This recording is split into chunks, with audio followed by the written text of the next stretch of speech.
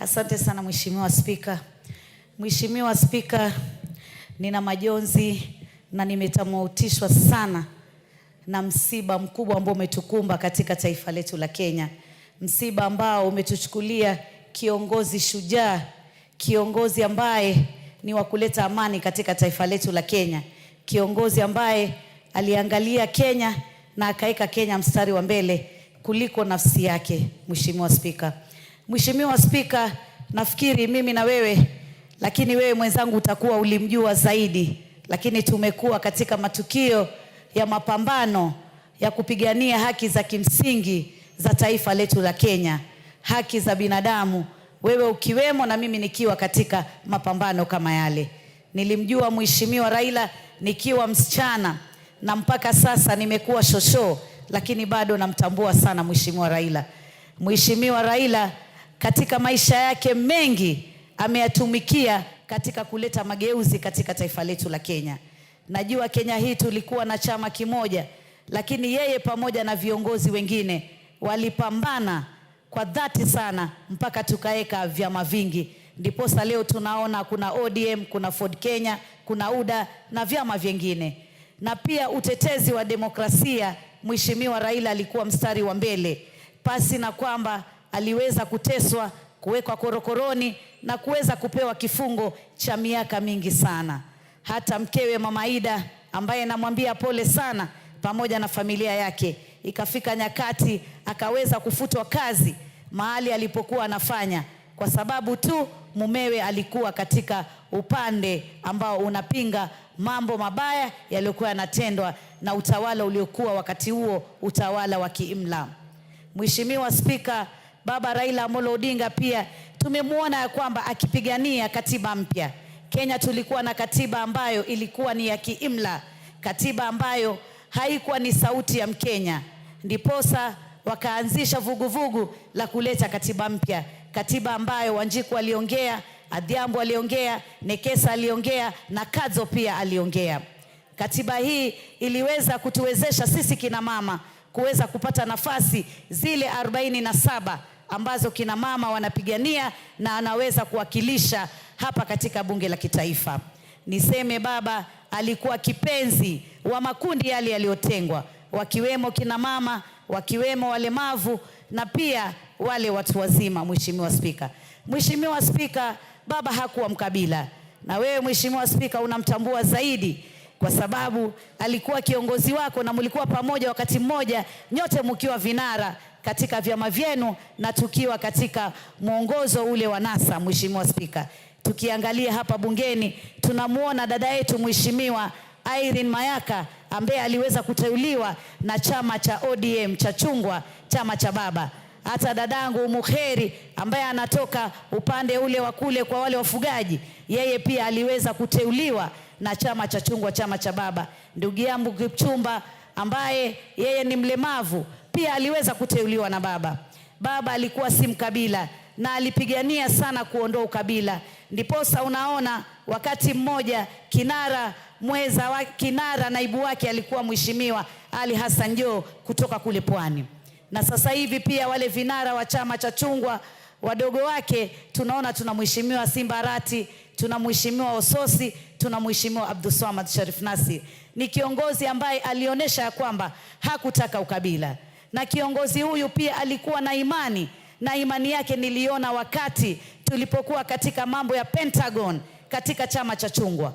Wakati wa uchaguzi wa mwaka 2007, 2008, wakati fujo na ghasia zilipozuka, watu wakawa wanapigana, damu za Wakenya zinamwaika, nilikuwa katika baraza kuu la chama cha chungwa, tukaitwa mkutano.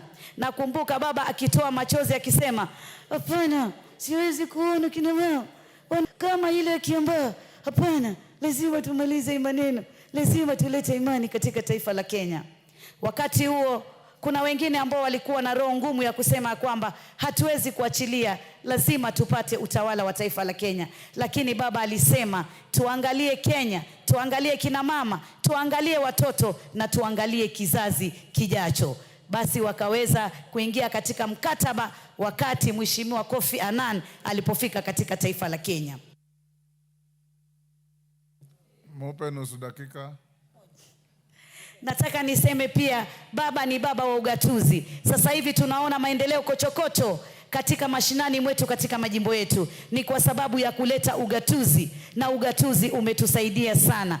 Baba pia aliweza kushikana na Mheshimiwa Daktari William Samoei Ruto kuleta amani katika taifa la Kenya, na mimi niseme muungano huu wa vigogo hivi wawili umeleta amani katika taifa la Kenya. Mwenda zake amekwenda, lakini Mheshimiwa Ruto yuko. Tushikilie vile vile, na viongozi wengine tushikane, ili taifa letu lisonge mbele na tuwe na amani na tuwe na maendeleo, na vizazi vyetu viweze kukua. Kenya tuiboreshe iwe katika anga zile ambazo tunasema ni nchi ambayo imestawi, isiwe ni nchi ambayo bado iko chini katika nyanja za uongozi. Nasema umoja wetu kama taifa uwe ni nguzo yetu, na kifo cha baba kiwe ni funzo ya kwamba umoja wetu ni muhimu. Watu walisema kwa nini baba amekwenda, kwa nini baba amekubaliana, lakini baba aliona mbele, alijua mimi wakati wangu pengine hauko mbali, lazima watu wangu na Wakenya tuwaeke pamoja, na hiyo ndio tunaita uongozi. Watu kukaa pamoja, si kutugawanya